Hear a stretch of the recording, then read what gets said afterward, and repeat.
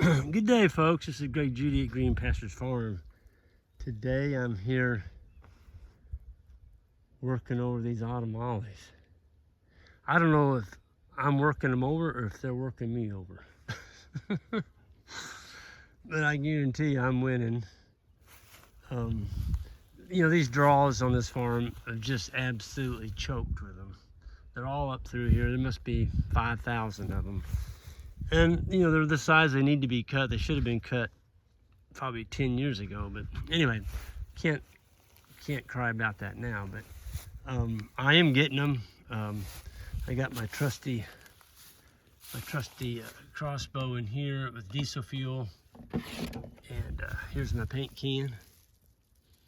I love this thing because whatever brush killer I have left with my trusty brush, I can pour it through that funnel. This is a built-in funnel right there. That open, you can see it comes through the handle. Right there, what I'm holding on to, that's my funnel. It comes out that spout. You can pour back what you want. You never spill a drop. And a milk crate works awesome. And I got my trusty steel. So I can unplug that. There we go. So let's see how many bars I've got left. Shoot, can you believe that? Folks, I've been cutting for 2 hours. I've used 1 bar. I still got three green bars left. That's crazy. I'll tell you what makes a big difference. I'm methodically, when I get done with this today, it goes back to the shop. I put it in my vise and I sharpen it. Every single time. And I'm telling you what, it really improves your gas mileage. It really improves your gas mileage. I can't figure out. Oh, I thought that one was dead up there. Like I haven't even been up there. I thought that's not an autumn olive, that's a multiple rose bush. The multiple rose bushes, they're going bye-bye too. The conservation department many years ago brought those darn things in. What am I talking about? I'm talking about these things. They brought them in as wildlife habitat, and the darn things put on a red berry, and the birds just spread them everywhere. And if you don't stay on top of it, multiple rose bush, that's what you'll have. You'll have a multiple rose bush farm accompanied with autumn olives. Now, I was able to save a tree here, and I'm bringing back an enclosure to put around this. This is a mulberry, and this farm doesn't have very many young trees on it. It's got some older trees. There are some younger trees, but not nearly enough. Here's an old elm that died, and that's an old oak. That tree's been falling over for probably, looks to me like 100 years. I'm gonna leave it, I'm not touching it. But all this brush, I'm not leaving it here. There's good grass under here. It's gonna go on my little 2-wheel trailer, and we're gonna haul it out there in that road. I've already got a pile started. I know it doesn't look very big from here, but that was cut 2 days ago. It's bigger than you think. All this is gonna join it. So the way I do it, folks, is I cut for maybe 20, 30 minutes, not even that long, probably 15 minutes. And I set my saw down. And you know what? I missed that one.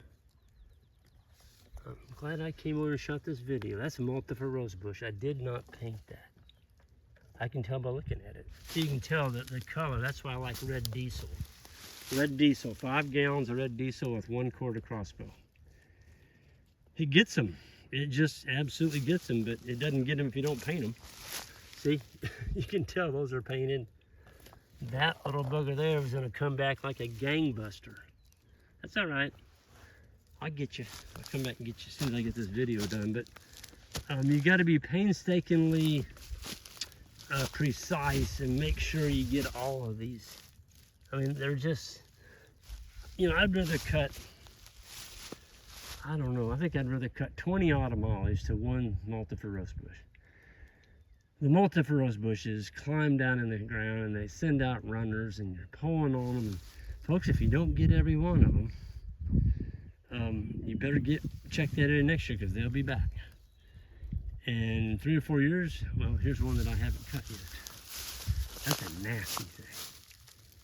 Now see, that got brush hogged. There's the dead stalk right there.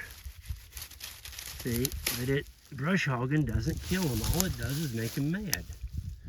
And somebody brush hogged this autumn olive. Guess what? It came back too. But it came back with 1, 2, 3, 4 stems instead of 1. So you can see them on the landscape up there. They're all over. But there's not as many as there was before. So the old adage is, you've heard that phrase, and folks, I don't mean it, it's just a phrase, but it goes like this: how do you eat an elephant? 1 mouthful or 1 fork at a time. Well, it's the same way with brush. You get them 1 at a time. It feels insurmountable when you look across a big farm like this, or just everywhere, but then you look back where you've been and there's none. You get them, you know, you just get them. So it's hard work. Right now is a great time. This is the 17th of April. It's not, 100 degrees yet. I'm working out here in sleeves. I always wear sleeves. And that's because, and I wear gloves. I've already went through one this morning. Where's my other one? Show you what I wear. Right there. I wear that on my painting hand. So there's my surgical glove. They're just, I don't know what they call them, but the blue's the best. And then I put my leather glove on over that.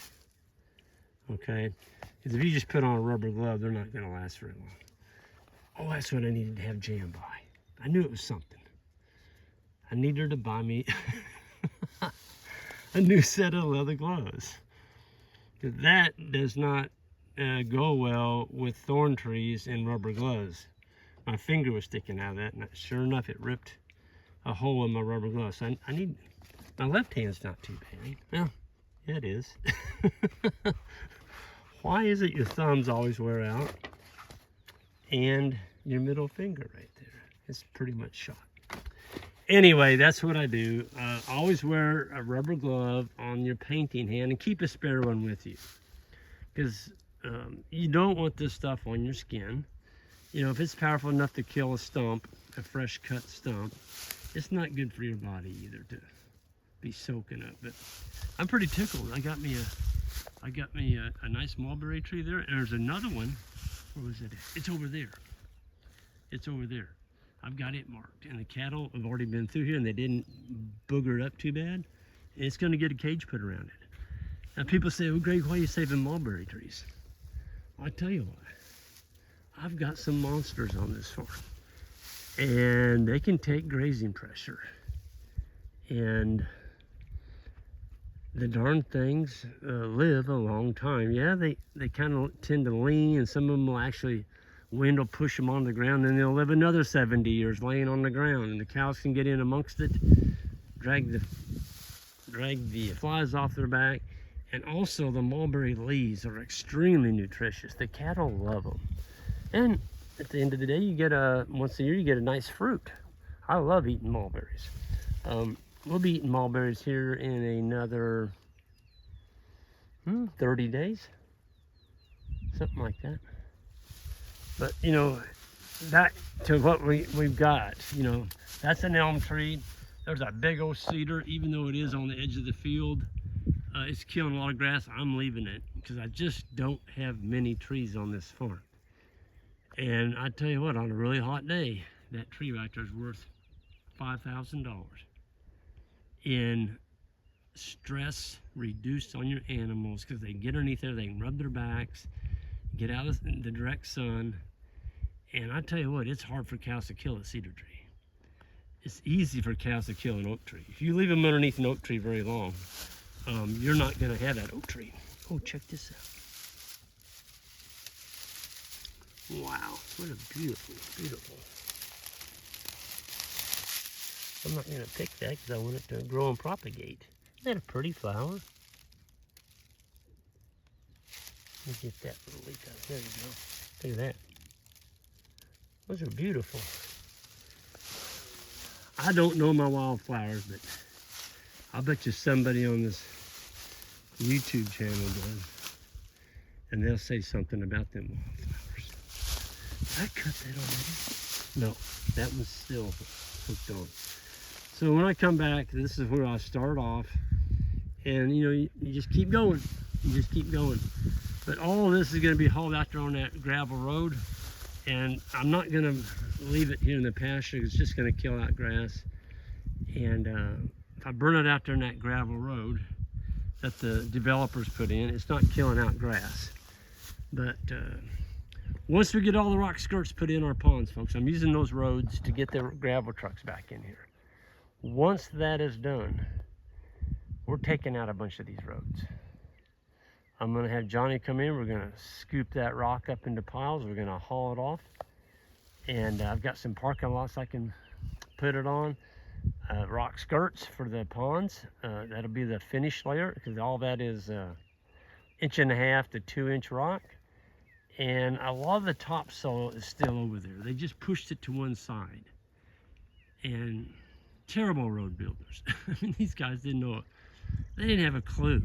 They didn't have a clue how to build the road. I mean, but anyway, that's what we're gonna do. We're gonna turn it back to grass. It just looks, I think, like a big scar on the land, having that road go up through a beautiful pasture. And we're gonna get grass growing on that. How are we gonna do that? We're gonna get the rock off. If we have to, we'll haul some topsoil in there and get that spread out. And then we're gonna seed the heck out of it. We're gonna feed hay on it, unroll hay on it, and bring the cattle in. And if we can get a grass stand started, we may keep them off of it until we get a good root system on the plants. But that needs hay fed on it, and it'll go. It'll go. In 5 years, you can see it now and come back here in 5 years, take that same picture. It's not going to look like that. There's going to be green growing over that road, the old road. So you don't need roads everywhere, especially if you're on a cattle farm. You want grass. You can't make a living grazing rocks, folks. But with that, I'm going to go ahead and get out of here. I'm about to famish. It's past my lunchtime, and my stomach's saying we need to go eat. So, folks, you all have a good one. Hope to see some of y'all at the grazing school coming up in May. That's the first week with Ian and I. The advanced and the beginning school is the second week with Abram Bowerman and myself, and it's going to be held right here at Green Pastures Farm. So go to greenpasturesfarm.net if you want to come and learn, and I think it'd be a great opportunity. I probably get 10 to 15 emails a day with folks, well, sometimes more than that. These are just folks that are starting out. They got a list of really good questions, and it would take me all day just sitting at the computer to answer them. It would. It'd take me all day long. I wouldn't be able to do anything else, just answer emails. And for some of y'all that are listening, that are some of those folks sending these emails, I don't mind it, but I can't answer them all. Folks, invest in your future, for goodness sakes. Goodness sakes. I mean, come and see what we're doing, and most of those questions will be answered, and you won't be wasting thousands of dollars on stuff you don't need to be spending. I'm serious about this. I see so many people. I go into a farm like, what'd you do that for? Well, I thought that's what you needed to do. I'm like, no. You just wasted $10,000 for nothing. Nothing. Most of it is just stuff I don't need to spend money on. All right, I'm going to climb down off my box. I'm sorry. I just see so many people getting started and they won't invest in themselves. And it's aggravating. You can't spend 2 days of your life learning how to do this and then jump in face first into uncharted waters. There's sharks out there and all kinds of mistakes you're going to make. I'm sorry. It's just the way it is. There's a lot to it. There's more than just answering 4 or 5 questions. Okay? So, all right. I'm gonna get going. Y'all have a good one.